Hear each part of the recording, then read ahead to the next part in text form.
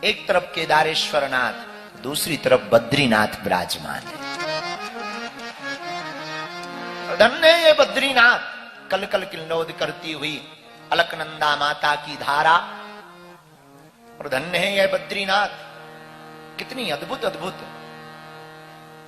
पर्वतमालाएं हैं, संत हैं, गुफाएं हैं, उन विरक्त महात्माओं की सुगंधी है, उनके तप का प्रभाव है, उन योगियों की मुस्कुराहट, इन संतों के चेहरे पर व्याप्त वो भगवान का तेज, इससे लग रहा है कि हम लोग मानो बैकुंठ में ही विचरण कर रहे हों। ऐसी पावन भूमि को हम सब साष्टांग दंडवत प्रणाम करते हैं। यहाँ की दृश्य और अदृश्य शक्तियां, हमें भरोसा है सब कथा सुनने आई होंगी। यहाँ की वो आत्माएं भी कथा सुनने आई जो कई जन्मों से भगवान के भजन में घूम रही हैं, जिन्होंने शरीर नहीं पाया लेकिन इसी वैकुंठ में, इसी बद्रीनाथ में आनंद ले रही। वो आत्माएं भी यहां विचरण कर रही होंगी, उन सिद्धों की, अवधूतों की, फक्कड़ों की। अब वो अमलात्मा, वो विमलात्मा, वो महात्मा, वो योगी, वो जपी, वो तपी, वो वैरागी, गिरिपुरी, सरस्वती, अनेक प्रकार के महापुरुष, परंपराओं का प्रवर्तन करने वाले, भक्त परंपरा के साथ, वैष्णव परंपरा के साथ भगवान श्री गोविंद नर नारायण भगवान जो वहां विराजमान, उनके स्मरण में जो लिप्त हो गए हैं, जो लय हो गए हैं, विलय हो गए हैं। जैसे दूध में पानी मिलने से पानी की मात्रा कितनी भी हो, पर दूध में स्पर्श होते ही उसका मूल्य दूध के समान हो जाता है।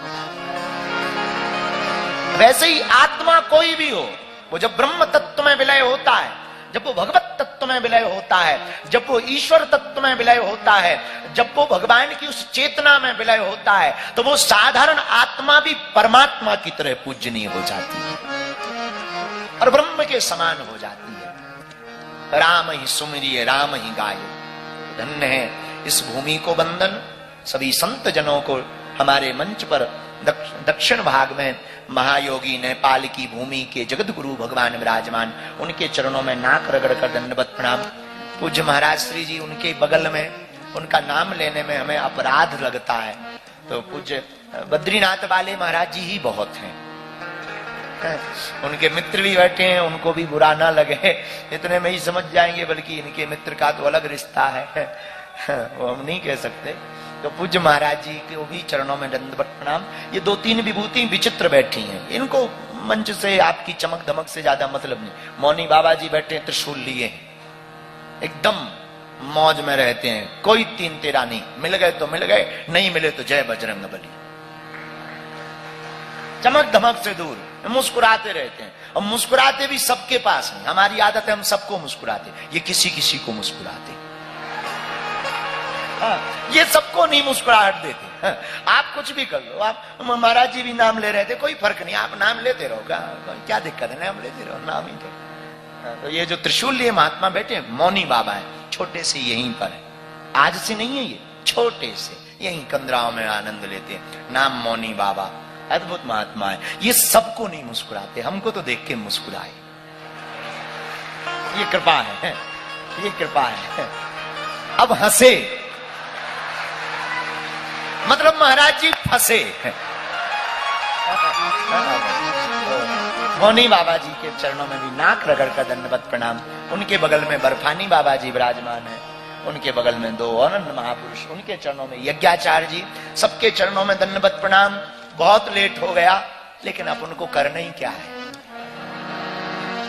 लेट हो भी गया, यहां करना क्या, भजन ही तो करना है, खाना पीना है। तुम अगर तुम्हें जल्दी फ्री कर देते तो तुम्हें पढ़ना है।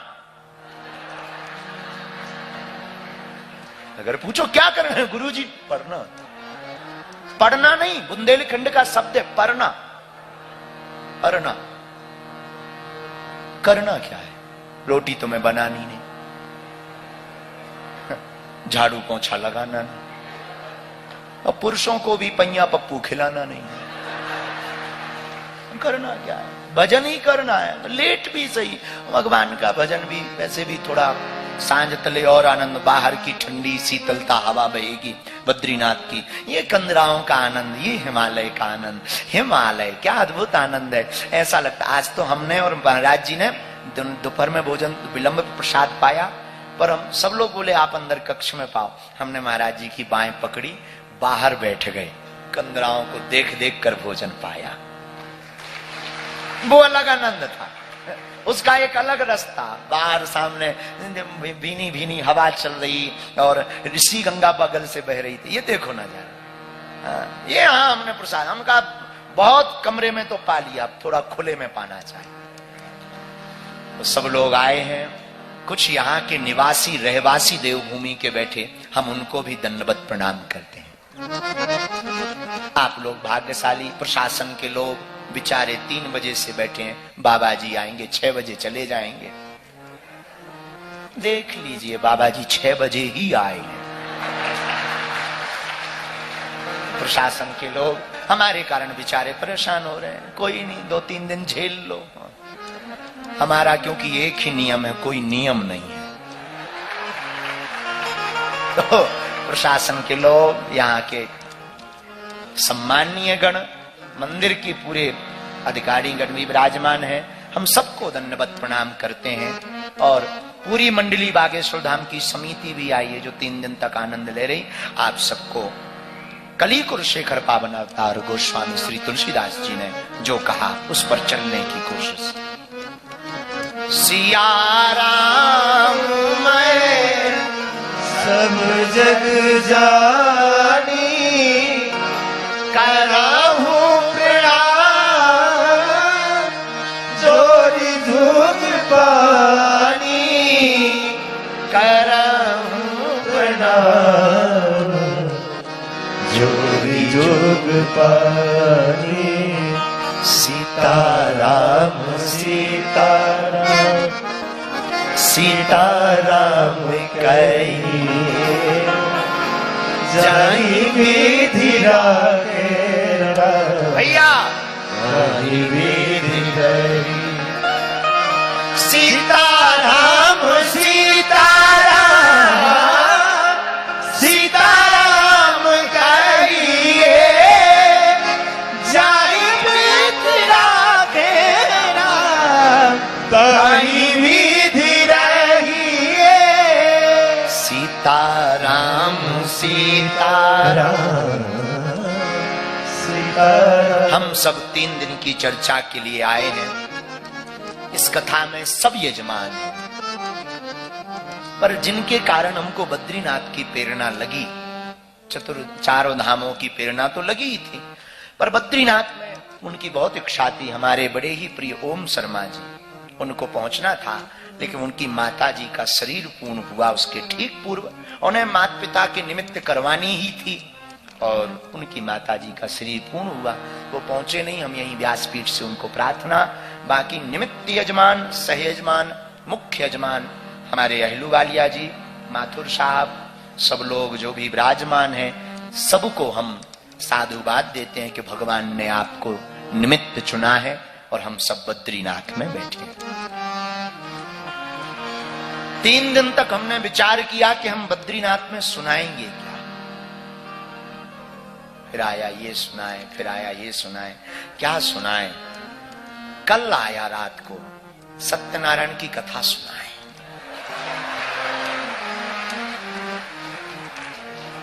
बहुत भागवत सुन ली होगी इन्होंने, राम कथा भी बहुत सुन ली होगी, विष्णु सहस्त्र नाम पर भी सुना होगा। इनको किसी ने 5 अध्याय वाली कथा नहीं सुनाई, सबसे छोटी कथा और सबसे सस्ती पर सबसे महंगी किसी ने नहीं सुनाई। नारायण की कथा है, सत्य नारायण है और नारायण ही सत्य है और सत्य ही नारायण है। तो हम सोचते रहे, कल तक हमने पूछा, गए हम कल रात को, पहले मन नहीं था, नहीं जाना है, थोड़ी सी लड़ाई हो गई, हमने कहा हम दर्शन करने नहीं आ रहे, सो गए और खूब सोए, उठे भी कि जाना है, फिर थोड़ी लड़ाई हो गई, नहीं जाना है, थक गए। तब तक फिर नहीं चलो, फिर दौड़े हम। मंदिर की आरती के पहले हमको दर्शन विधिवत आपने कराया, क्षेत्रपाल जी के दर्शन किए, हनुमान जी के दर्शन किए, लक्ष्मी माता के दर्शन किए। फिर वहीं बैठे बैठे हम सोच रहे थे, जब दर्शन हो रहे थे तो हमने कहा क्या सुनाए तुम्हें, सब सुने सुनाए बैठे हो, हम क्या सुनाए।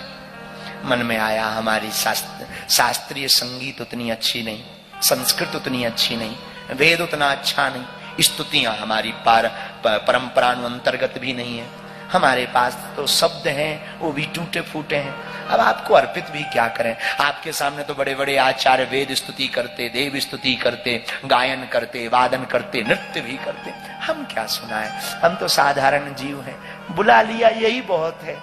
तुमने हम पर दृष्टि डाल दी, हम तो देख नहीं पा रहे तुम्हें, तुमने हमें देख लिया, हमारा काम बन गया। फिर आया कि सुनाना तो है, अब 3 दिन बैठना तो है, पहले आया कि अब रहने दो, सब हो गया। एक कहावत है ना, जिससे प्रेम होता ना उससे फिर कुछ बात करने को जी नहीं करता, उसे तो सिर्फ देखने को जी करता। जिससे मोहब्बत होती है, हम अक्सर जब भी महाराज जी, हम बद्रीनाथ वाले महाराज जी जब भी मिलते बहुत कम बात करते, बहुत कम। कोई तीसरा दिखे तो बात करते हैं, उसे पता लगे कि हम दोनों मौनी बाबा नहीं हैं, बहुत कम। प्रेम है बस, महाराज जी जब मिलते बहुत कम हो गए। महाराज जी को पता है घिसपिट की वही बातें बतानी, बोलना ही क्या, बस स्पर्श हो गया, कहानी खत्म। जिससे प्रेम हो उसे दूर से दर्शन करना चाहिए, कभी भी प्रेमी को हमारे द्वारा कष्ट नहीं होना चाहिए। तो हमने कहा कि आपको क्या परेशान करें, हमने उनको यह भी कहा कि तुम मंदिर से आना भी मत, बहुत भीड़ चल रही है। पर मन में आया, सबने बड़ी बड़ी कथाएं सुनाई, हम पढ़ नहीं पाए, वेद नहीं है, शास्त्र नहीं है। हम सबसे छोटी कथा जिससे हमने अपनी जिंदगी शुरू की थी, सत्यनारायण की कथा, उसी से हम अपने जीवन की इस स्थिति में आपको कथा सुनाएंगे। उन्होंने कृपा की और उनकी अनुकंपा है। आज महाराज जी ने कल कह दिया था कि पुस्तक लाना, क्योंकि एक बार सत्यनारायण की कथा के चक्कर में हम गुरुवार व्रत कथा ले गए थे। हाँ, तो ये भी हम आपको बता देते, आई कि नहीं आई है। हमारा जी ये देखो, आपने कल हमको टोका था कि गुरुवार व्रत कथा मत ले जाना, सत्यनारायण है तो भगवान